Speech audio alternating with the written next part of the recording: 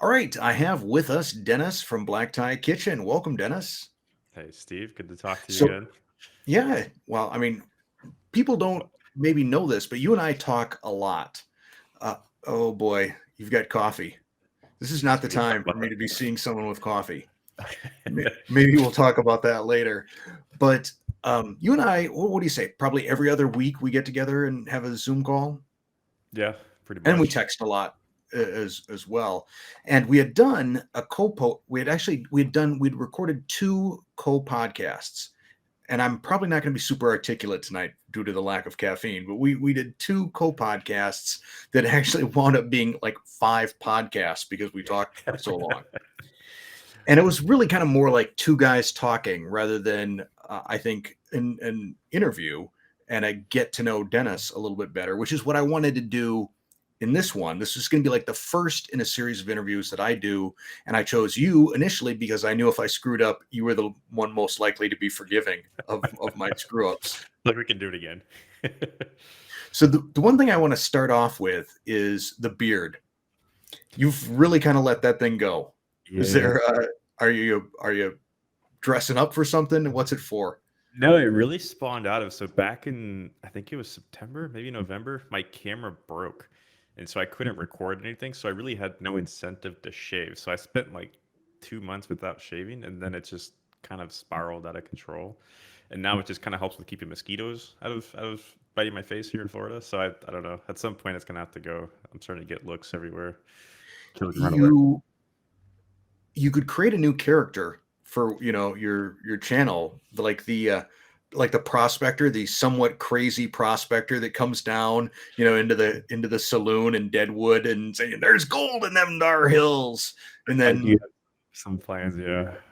Yeah. either that or you look like you could be part of a jug band. Like I don't know if you'd be like blowing in the jug or if you'd be working the washboard that's hanging around your neck. Pretty soon I'll be able to braid it. Look like Gimli or something. So let's talk about Black Tie Kitchen, your channel. You've been around for a while, and when it first started, I went back and like watched some of the earlier videos before you started getting sort of theatrical. Is that would you describe that as the best Yeah. adjective? That's a good way to describe it. How did you transition from being sort of a straight sort of orthodox type of a cooking show to the what you do now with characters and plots and narration and all of that? That's a good question. I remember the first video I did where I did sort of the odd narration, sort of National Geographic style, was cooking a ribeye. It was just I was watching Nat Geo or something. I had this weird idea of like, it'd be interesting if you were just sort of observing somebody cook something in the kitchen as if they were a wild animal, because I mean we're just animals. And that kind of spawned off that idea, and I did that for a long time, and I don't really know what spawned the theatrical thing. I think I just got bored of doing the same thing. Every cooking show is the same, and it felt very dry. And so it was sort of a creative thing where I said, let me try something weird.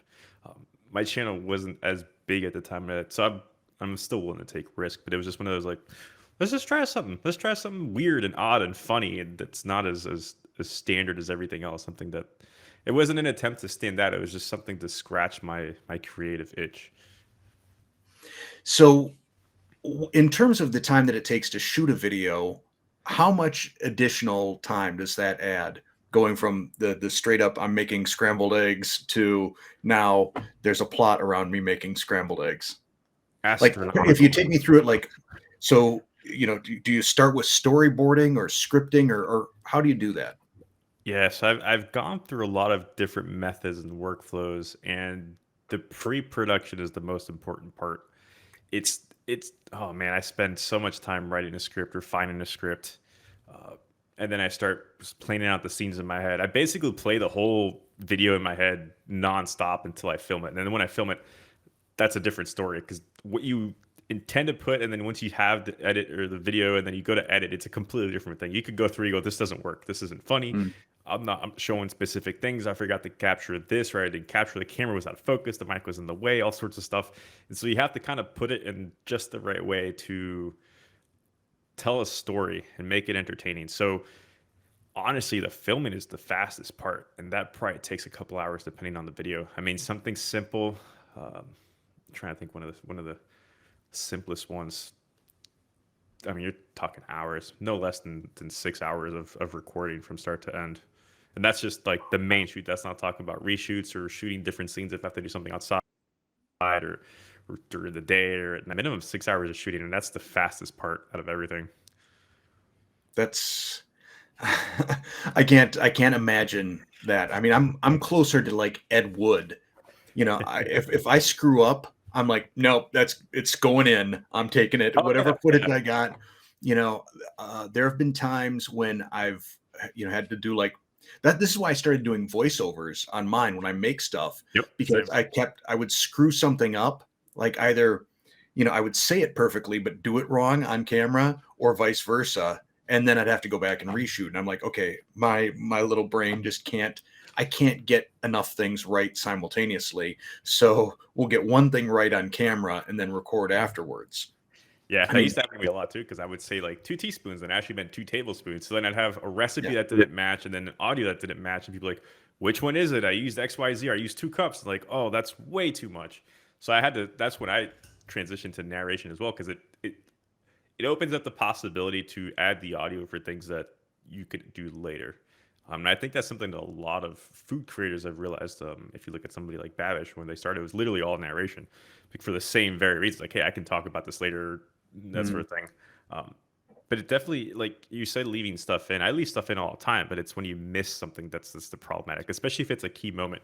And like like when you switch cameras, like there's certain parts of certain recipes where you need to capture it at just the right second. Like when you're making caramel, however you want to mm. say it, there's a certain point where you have to catch it, but you can't have, if you only have one camera, you can't get that and this, and you're just like, okay, well, stop here. And it's cooling off and you have to run. And then so sometimes you end up recording it twice. And with the, I guess if you want to call it movie magic, um, pretend like it's one. That's one thing is, uh, I know we've talked about this before about when people say like, "Oh, I want to start a YouTube channel." We tell them don't.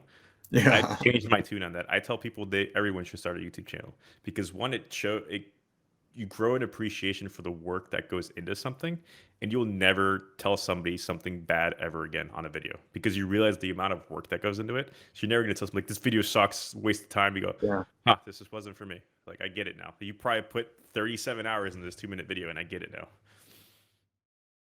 But what I wanted to ask you, because you triggered the thought in my brain, like what's the biggest sort of screw up you've ever made while recording a video that either you were able to recover from, and if so, how, or that you're just like, no, I got to scrap this whole project.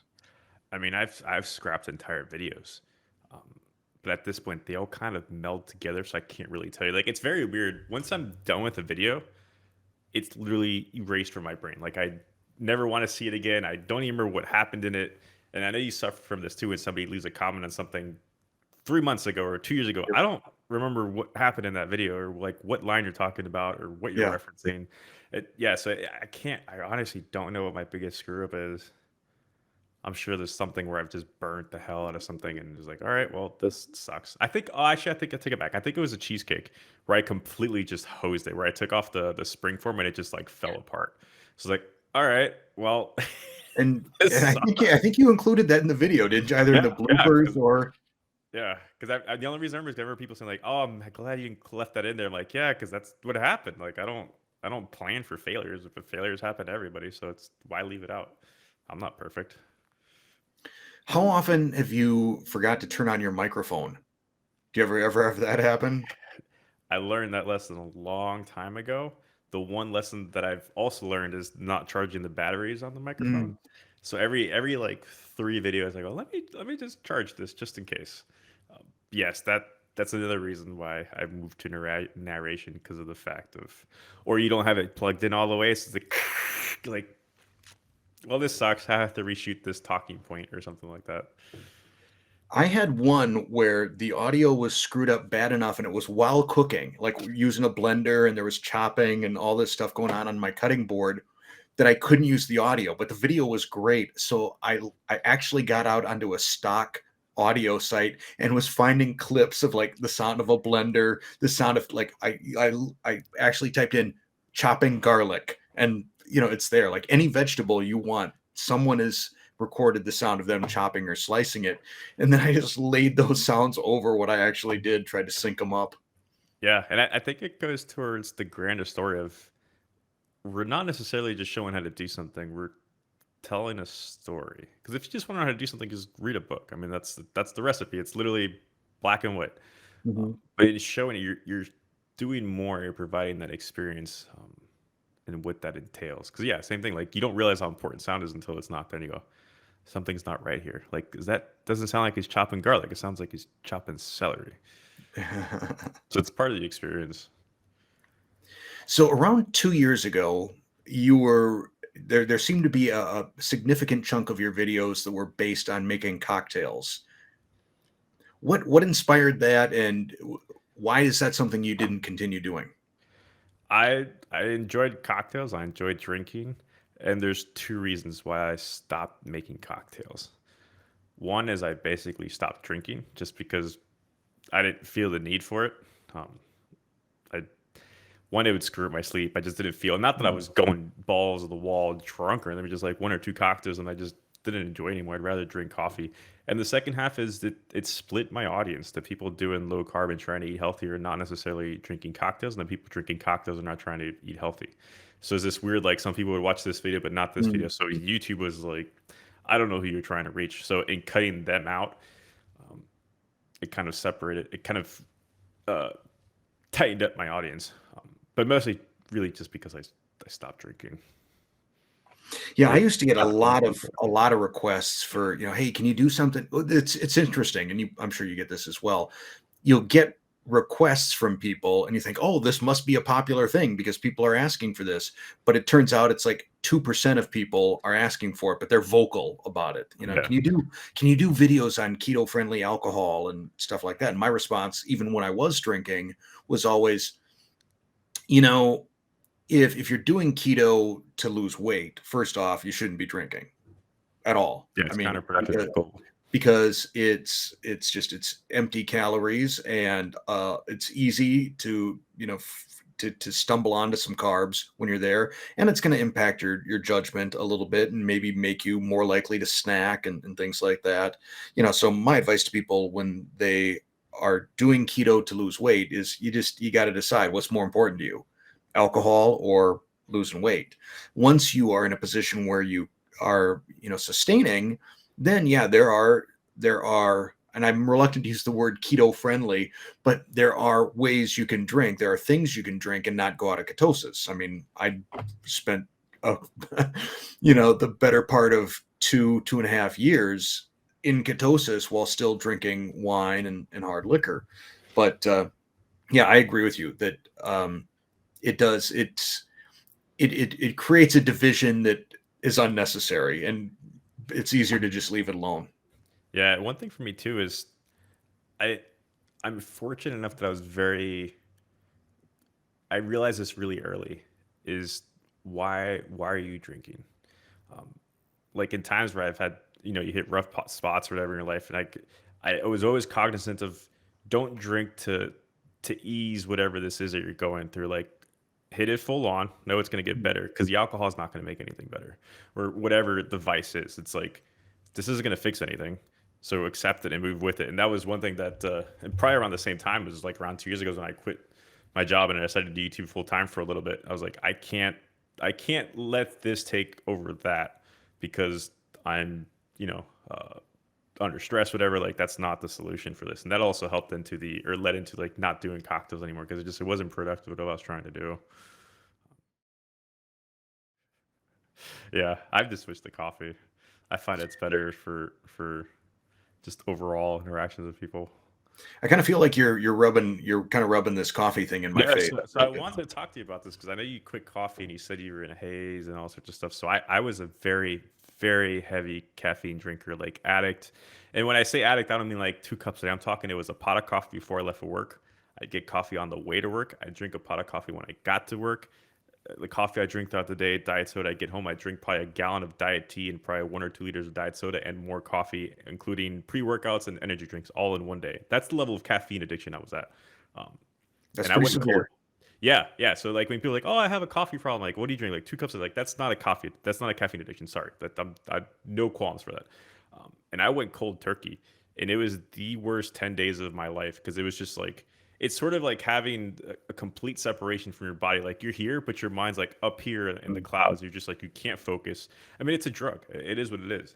Um, and I was clean for 2 years, and then I just slowly came back because I maybe had like 1 or 2 cups a day. This is my third cup for the day because I want to be wired for this. But yeah, it's a drug. I mean, I get it. It's you're gonna suffer through it for like another week, maybe a couple days, then it'll just be like, oh, this is good. Like I don't need this, and then you'll eventually come back to the dark side and like this is Yeah. awesome. That first cut back So is yeah, it you feel so productive. it's been really unpleasant. I think I'm mostly past the headache. So you had like the initial headaches, Borderline and migraines, yeah. those kind of sucked. Then when I thought they were done, when I'd be working out and lifting, then the headaches came back. And when you have to quit lift, like okay, that's it for today, I'm done You because feel your head woozy. hurts rather than because you're muscularly fatigued. Um, that's no good. And then just my mood has been pretty sour, you know, for the last week, and I'm just tired. Well, so here's the thing: there's a lot of interesting things I'm seeing, and these will probably show up in the week 2 Week update two that I update. do. But so first off, I'm tired. I wake up not feeling bad, but by about 11:30 in the morning, I'm kind of feeling like, oh, a nap would be good right now. And then just I go through the day just sort of feeling Zombie. dim-witted, just Just slow and unfocused. I feel I don't know what would be the mental equivalent of it, but the physical equivalent is like if someone just strapped like a 50-pound backpack on you and you're carrying it around all day and you just start to feel sort of lethargic. That's the way my brain feels. And mhm. then I go to bed and I'm not sleeping better. I'm actually it's taking longer for me to fall asleep now than it did back when I was caffeinated.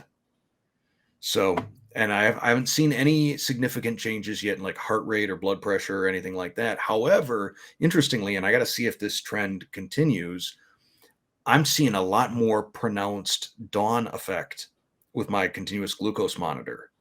So, like I'm fasted and I'm still jumping, 30, 40 points in the morning, Mm. like for sort of an extended period. It's like my body realizes you're not ingesting energy, via caffeine. So I'm gonna give you a little spurt, of gluconeogenesis here, and you're gonna get it that way.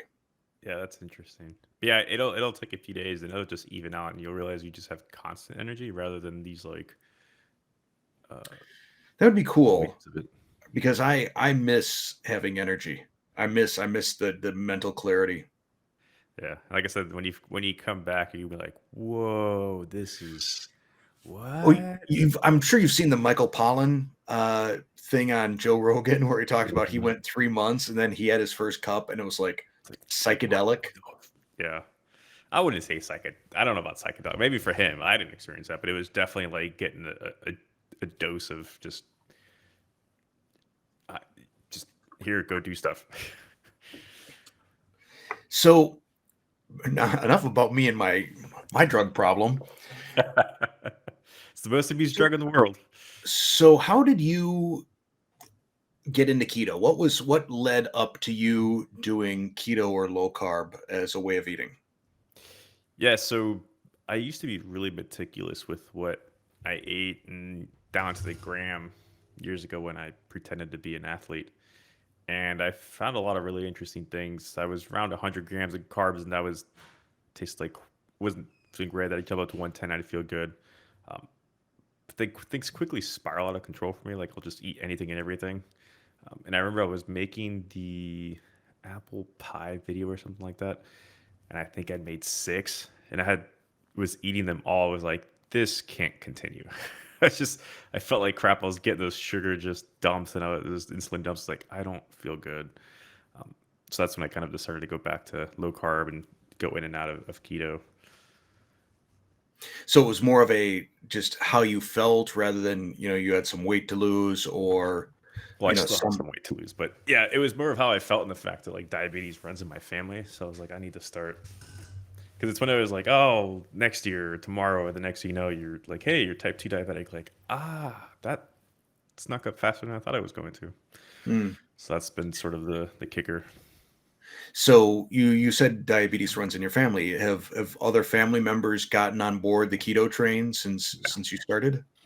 no, no. They were like, oh, we're gonna eat healthy, and then they buy a box of chocolates and bread and croissants, and I'm like, this doesn't help. We need to lose weight. Like, well, we need to stop buying all this stuff. It's like, okay, next week, and then can't change old habits. So Yeah, I kind of my attitude is I'll be here when you're ready. Sooner or later you're going to realize, I hope, that it's time to make a change. That you just can't keep pumping this sort of stuff into your body. And I'm not going to preach to you about it or anything like that. I'll just sort of be the example that I can be. But I suspect one day you're going to figure you got to come back to me. And then you'll be asking, okay, explain this keto stuff to me again. yeah, and I think the problem with that stuff too is people have been so dogmatic about it. Of like, this is it. This is the only way. It's like it's not. It's a tool that you can utilize and find out if it works for you, and if it doesn't work for you, find what does work. But it allows you to make things easier. Because by cutting out an entire food group, it's like, can I eat this? It's like it's pretty straightforward. Hmm. No, it's like okay, don't eat it. Um, and I think that's one thing people overlook too is it's a tool. You have to use the right tool for what you want to do. Is it a tool for weight loss? It can be, but I don't think it's a long term thing that somebody, if that's their only goal is weight loss, I don't think it's a good one. Yeah, and I've talked about this in some of my podcasts and other videos as well. It's like, very often the weight loss is the entry point into keto, and then they start experiencing all of these other benefits, and that's why they stick around. The problem is keto on every health tabloid when you're checking out of the grocery store is advertised as the weight loss thing. And I think that's where it's gotten a lot of the reputation that it's gotten from the detractors. Then within the community, and Dr. Eric Westman talks about this, he calls it, I call it the keto police. He calls it internet keto. That there's just, if the internet is your source of information on all things keto, you're going to be confused. There's just, because there's no specific definition. And there's a quote I copied down so that I can just copy and paste into comments to people, when they're like, that's not keto. He says, there is no such thing as a keto food. Nope. Keto is a metabolic state. You're either fat burning or you're not. And it's sort of an individual thing how you get there, whether that's total carbs or net carbs, or you can eat dairy and nuts, or you don't eat dairy or nuts, or whatever. You got to sort of tailor it. Like you said, it's, you got to find which tool in that toolbox or which collection of tools is the right ones for you. Yeah, I remember I found, I don't know who it was, some random YouTube channel, and I guess it was a personal trainer, and she said something to the effect of, if you slice something thin enough, it's keto. It's like, yeah, Mm, this slice of cake, it might be sliver thin, but it's keto because it's 1 gram net carbs. And that's one thing that I'm kind of in comments like, I'll make a dish that say has 10 grams of carbs. Well, mhm. this isn't keto, that's too many carbs. Like, yeah, but the dish itself is 1,000 calories. Like, what's your caloric intake for the day? Like, or you could also just eat half. I Yeah. think that's also a misconception too of, well, it's keto, so I can eat everything that I want. It's like, if you eat 7 pounds of bacon, you're gonna gain weight. I don't care how many grams of carbs you're eating. If you eat 7 pounds of lard, you're gonna gain weight. So I think the other thing too is the caloric restriction, and that's one of those things that there's a lot of people out. Fasting increases longevity and all that stuff, but when you actually look at the data, it's really more the caloric restriction and the loss in weight, which is directly correlated with health, um, that leads to better metabolic state and better health overall. So it's the thing too is people will. It's the what's the c word? Uh, oh my god, it's not the will correlate their current situation with what they're doing. For example, one thing that I've seen, I was like, oh, keto provides mental clarity and all that sort of stuff. But I've talked to a lot of people, and I've been one of those where it didn't do anything for me because I have eaten healthy. I have had those states where I Mm. know what it's like. Whereas if you're eating, McDonald's every day, you're gonna feel like crap. So when you do something that's slightly different, you're gonna see the results of it. And go, oh, this must be because of that. Where in reality, it's just because you're doing something that's better. Um, just like going for a walk every day. It's like, well, it's because I'm just taking a walk every day. That's where you feel better, you feel lighter, you've Mhm. lost weight. Um, so I think that's one thing that people need to be cognizant of. And I know some people who were on that same thing. They start off keto, they're keto police, like you can't do that, it's not keto. And then eventually come around to the fact of like, hey, I eat a potato a day and I feel better. I'm still the same. I'm a better person because I'm happier. And then, it's just you have to find what works for you. Unfortunately, it's an individual journey, and I think a Mhm. lot of people have to go through that valley of being a dick before they realize like, oh, I was wrong. I get how it's easy to be sort of zealous about keto when you yourself are feeling great effects from it, and because you feel that the way that you're doing it is working so well for you that everybody should be doing it that way. But yeah, that's what I try and convince people is that just understand that if it works for you, that's fantastic, great. Keep doing it. But Yeah. but yeah, and keep doing it. But that doesn't mean you need to try and force feed the way that you do it onto everybody else. I had one person, this is probably my zealous comment of the week that I got from a person who told me a recipe was not keto because it didn't fit the perfect like 70-20-10 Macros. macro percentages. I'm like, no, it's not like each individual bite you put into your mouth on a daily basis needs to hit those macros. It's a whole, it's like take your day in total. And even then, just it seems to be more about carb control, I think, than your specific fat to protein ratios. But yeah, because a particular recipe they felt didn't have the exact Correct. proportions. Yeah. Yeah, not keto. Yeah. It's a very weird thing. Like I remember the time where I've lost the most weight and I was down to like 180, which is a long time ago. I basically got there by having half a protein, eating whatever I wanted for dinner. It was Hmm. usually eggs and white rice, fried eggs and white rice, and like a piece of cheese. Not keto, not low carb, but it was the caloric restriction that got me down to that lower weight, stayed there, and all that sorts of stuff. So you just have to find what works for you. But yeah, this Well, whole like, I mean, this thing goes for like vegan or meat eaters, like whatever works for you, man. If you feel, I mean, I know people who have gone vegan not because for whatever reason, but because they actually felt better and like they love meat, but they don't feel good when they eat meat. So it's like they're in this weird situation where like they have to eat vegan, but don't want to. But that's what works for him, so he's had to do it. well, and to your example, I think a lot of throughout human history, we were kind of on that um, fast and feast schedule. There was not time thousands of years ago to like get up and sit down and have a breakfast. You were out working the field or hunting for your prey, um, and then you got home and then you ate like crazy because you didn't know when the next meal was going to be. Yeah, That's sort of the way humans worked. and you eat whatever you find too. I mean, there's I forgot what documentary I was watching where they were out and they found a honey or a beehive, and the group of guys just smoked the bees out and ate the honey and just kept going. And I remember one of the things was like they didn't bring it back to share. Like, nah, they ate it. These guys are out there hunting and doing all sorts of work. Like they're just gonna eat what they find. Oh, they found a yam. Well, there's one yam between everybody, so they're gonna share it. They're just gonna eat whatever they find. It is what it is. So in terms of viewer questions, are there any that you find that you get all the time, no matter how often you answer them? The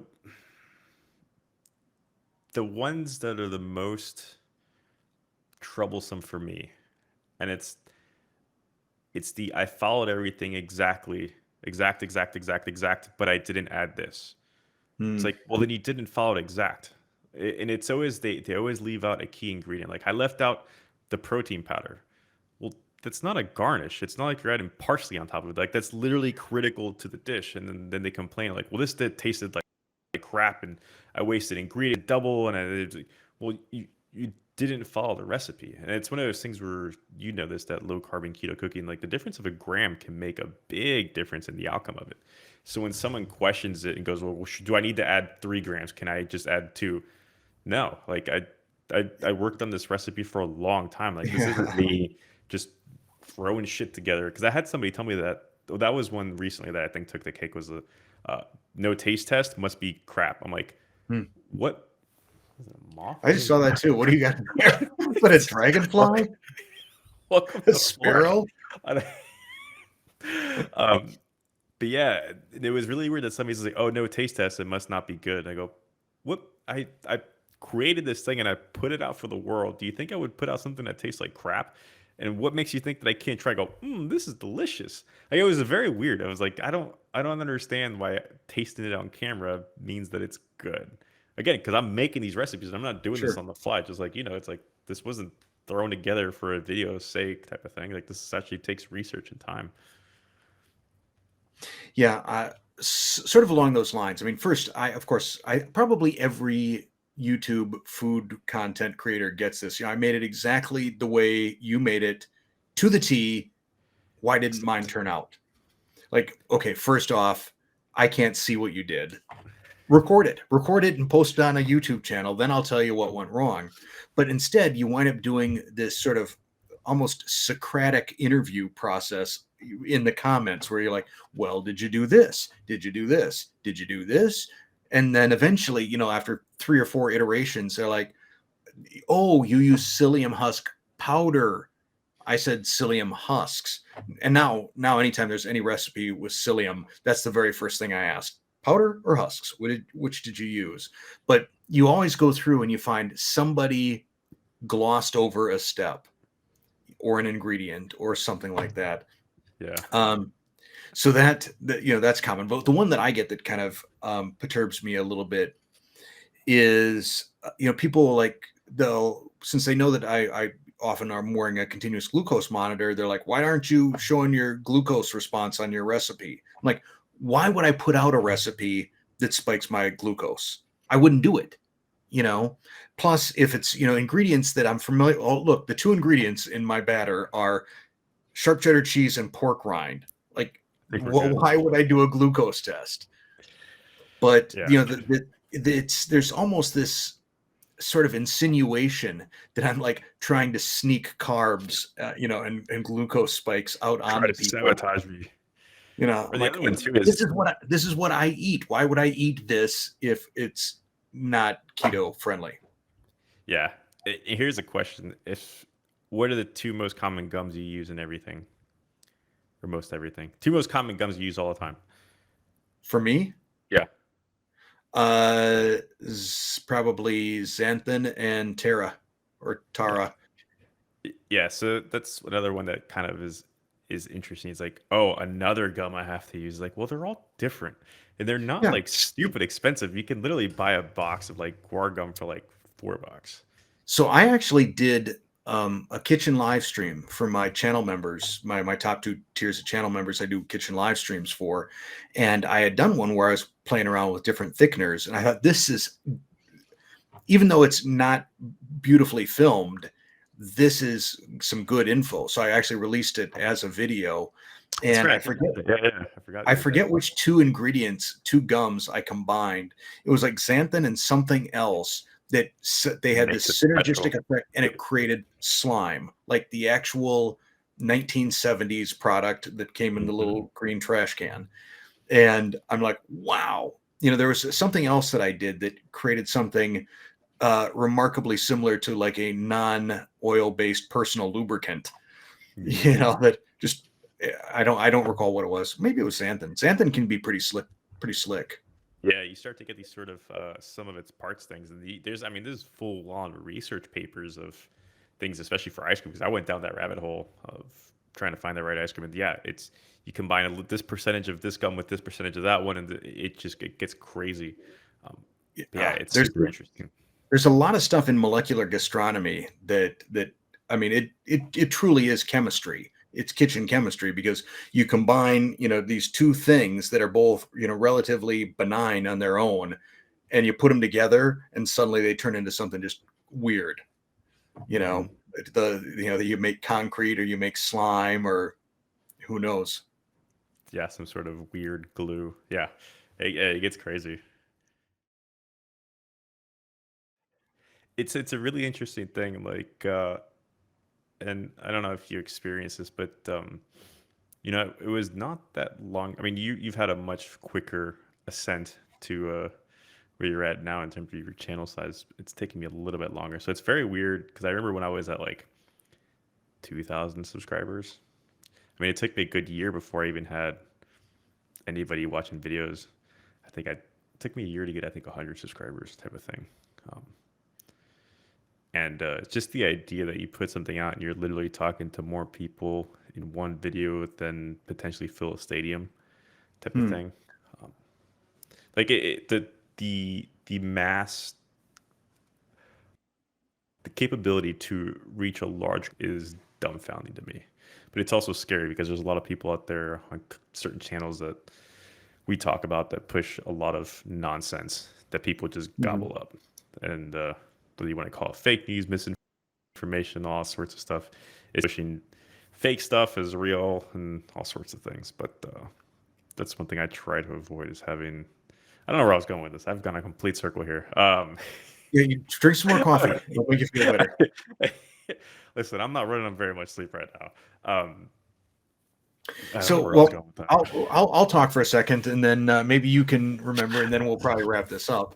But um, when I first started, I put a list of other YouTube channels, keto content creators, like how many subscribers they had, and as I would pass them, it was sort of like there was like a mini celebration, but it wasn't like an ego thing. It wasn't like they're a competitor and I'm trying to beat them. I looked at them as like, okay, if I could get as good as them, if I could get as popular as them, that would be an achievement for me.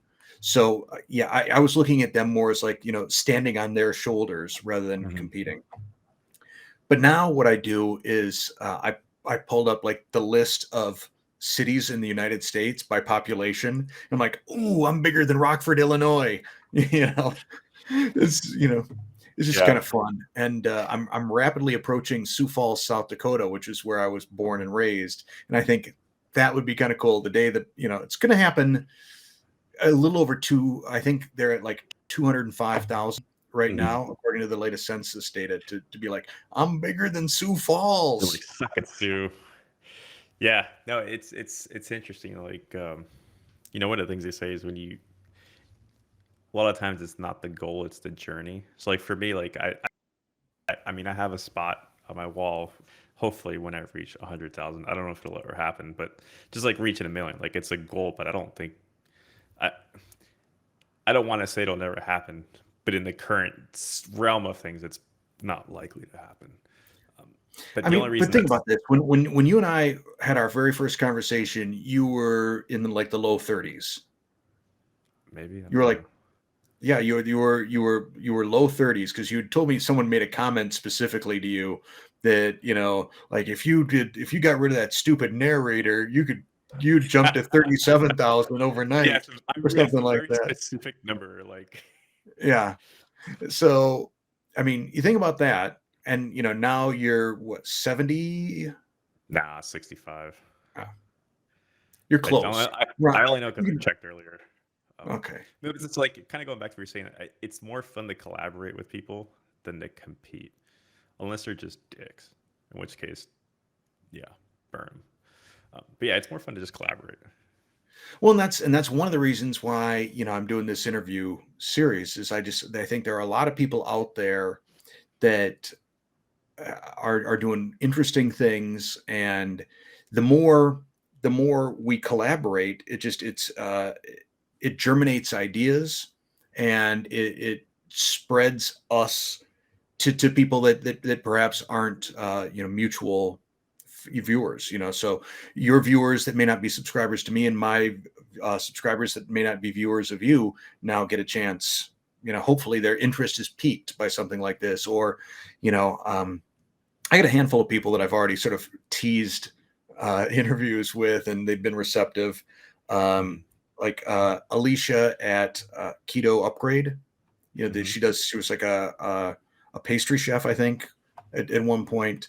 Um, Indigo She was Nelly, I pardon remember me. she was going down the pizza route, and I remember I watched the video. I was like, "Be careful what you do because this is a dark rabbit hole that you can't climb out of." I was Yeah. like, "All the luck, but be careful, tread lightly."